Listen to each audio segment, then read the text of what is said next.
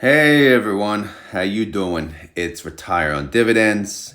I guess what? I forgot to cover the other income funds on Defiance. So let's do it. So as you know, we cover Round Hill, and I'm sorry, not Round Hill. We cover Defiance income funds a different way, and we compare them to Round Hill and Yield Max. And we do it a different way, a different series type look. So that did kind of leave out these other income funds. Who are the other income funds? Well, they are SPYT, they are USOY, and they are QQQT. Now, SPYT is, the leader of that group. People love SPYT, and rightfully so. It's a 20% target yield, which 20% is awesome. And essentially, the goal is to, the goal is to capture a little capital gains, but it kind of does stay capital flat, which is fine. But it pays that 20%, and it has performed very well. So it is a really good fund. USOY and QQQT just kind of hang around, but they'll get there. I think USOY will do pretty good in the coming years, hopefully. And then QQQT, again, they had a tough launch. They launched at a bad time, so their total return is still kind of catching up to them. But regardless, I'm going to cover these three. If they decide to add IWMT or any other income fund, I'll cover that in the video as well. Or I don't even want to do this, but I didn't even think about it. If there's any other funds that are kind of in line with the similar strategy that pay monthly, then maybe I could just add it. Because again, most of this is automated, so it's not as painful. So I probably could add, I don't know. I'll have to think about it, to be honest, because there are other competitors. I know there's XPay now. Freaking XPay. But I guess I could put up XPay, right? Compare Defiance to Round Hill, XPay versus SPYT, right? But I would think I don't know. We'll see. I don't know. Let me know your thoughts. Let's go to the spreadsheet. Who else can we compare to these guys, right?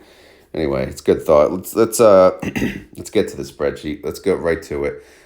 Based on the prior distribution, SPYT paid 20%. QQQ2, same thing. All right. So there's no secret there. Their average yield, they're going to pay 20%. USOY is the one that's all over the place, but overall they average around 59% yield, which is awesome. However, for them to stay capital flat, it's not so easy. All right, so let's go to the beginning of the week. Let's see. Go there. Why is there no change there? But 2, 4. So I believe, I don't know what Monday's date was. Was it like the 10th? But either way, this is how it shows. A little funky, I know, but we did make 5 cents, I believe, on the Monday. Tuesday, 4 cents. No, it's Tuesday, negative 4 cents. This is for SPYT, by the way. Wednesday, we made 2 cents. Thursday, we lost 9 cents. And then Friday, we lost 24 cents. As you know, Friday was a bad day for everyone. So we kind of opened the week with a nice recovery rate of 250%. And we went down, all the way down to 160% recovery rate. So the goal is to make back what they paid and then some. So they're still doing that. They made, again, SPYT has made 53-cent distribution. Their last payment was 33 cents. So they're doing well. They're still doing well. Overall, total return from inception, this is without drip, I'm showing positive 12%. So again, like I said, SPYT is doing what it's intended, and it's doing it very well. I don't have anything bad to say about SPYT. All right, so USOY, how are they doing? Again, their last distribution, 78 cents. How are they recovering? Well, let's see. Where do we find the Monday? This funkiness. All right, so I'm showing Monday, not a good start. Negative 28 cents. Tuesday, they made 2 cents. Woohoo! Wednesday, flat, 0. Thursday, they made 12 cents. Friday, again, bad day, negative 18 cents. Unfortunately, that puts their month-to-date income in the negative 2 cents. So recovery rate, obviously negative, so not that great. They closed out Friday, $14.34. And, this fund launched at 20. So keep that in mind. It's not doing that great. Total return is actually in the negative 2.14%. So again, hopefully things get better for USOY. Just, so far it's just not doing that good. Now, what about QQQT? Their prior distribution was around 32 cents. So we go back to the Monday. Here we go. I think I got that right. All right, so Monday they made 2 cents. Tuesday they made a penny. Wednesday they lost 4. Thursday they lost 8. And Friday they lost 48. Yeah, they started the week with an outstanding recovery rate of 330%. They ended the week, again, similar to SPYT, but they ended the week with a 151% recovery rate. Because again, they made 48 cents per month. I'm not going to say they did go up in price by 48 cents for the month. And since their last distribution was 32 cents, obviously that's a recovery rate of over 100%. So that's a good thing. Total return wise, again, I always say QQQT launched at a tough time, but they're positive at least 1.7%. That's not a number you look at and you're like, oh my God, this fund is awesome, right? But again, hopefully overall in the long term, this will be a much better number that they could produce. All right. Total return. What is that even adding? I don't even know. I should double check these formulas. I haven't really looked at them in a long time. So hopefully they're right, because I don't show enough love to this spreadsheet. So maybe if I add others and I compare them to other things, maybe that'll motivate me to do that. And then I have this summary tab. No update from the last time, but basically it just shows you month over month how much they made versus how much they paid. And overall, I'm showing SPYT actually made more. They made, let's just say they paid 266. They, their capital gains was negative 75. But that tells you at least that they made actual money. They made $1.91 in premium. The other two, not so much, because they're not performing that well. And that's when I always say, how much do you have to reinvest into these funds to stay whole? The reason that USOY and QQQT is over 100%, because they're just, they're not making enough. They're negative total return. So, until they get total return positive, you'll have to drip the whole thing to stay afloat. SPYT, I'm showing 28%, but in reality, you'll probably do 0 and be fine, because you see the fund is still kind of close to the launch price. The launch price was 2005. The current price is 1983, so obviously pretty close to capital flat. USOY, they launched in 1980. Actually, let's see what we got here. SPYT C2.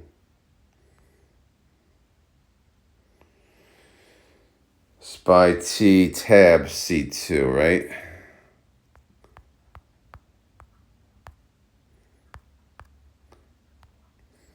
Yeah, I got to make that the open, actually. Let's do it. As you guys remember, you can't have close as the launch price. You gotta have the open. What the hell happened? Did that work? Okay. All right, so 1990. What the hell? There it is. 1999 was their launch price. All right, let's do USOY too. Sorry, guys. Do it now or forever, or I'll forget. All right, so there again, 1994. It's showing that's what they closed at on their launch day.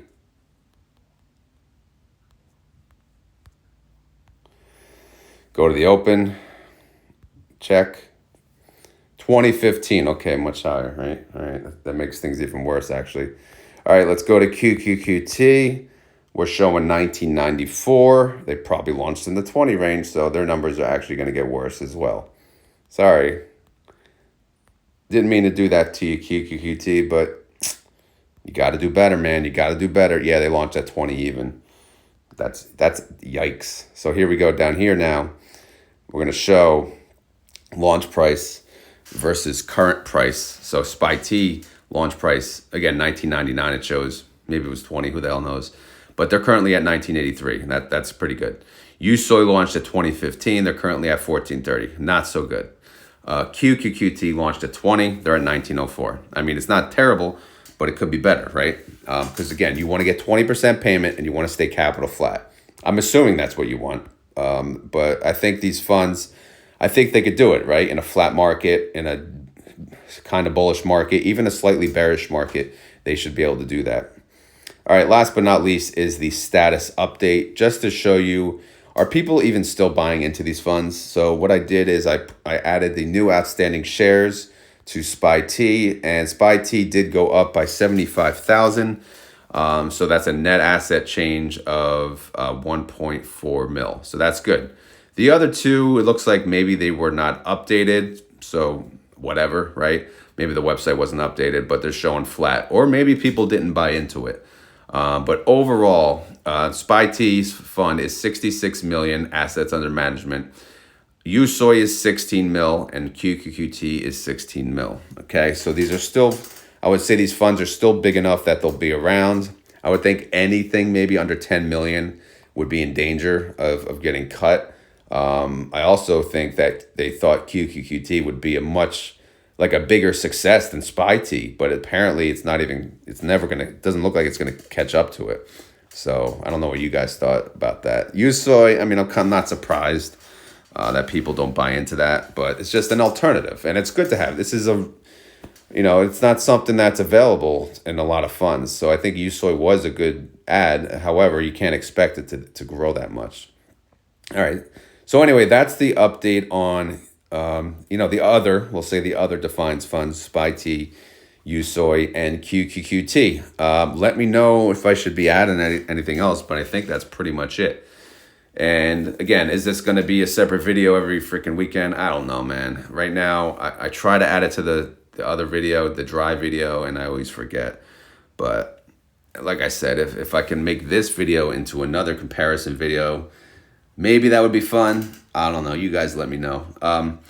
As always, this is not financial advice. I am not a financial advisor. This video is for fun and entertainment. So hopefully you had fun.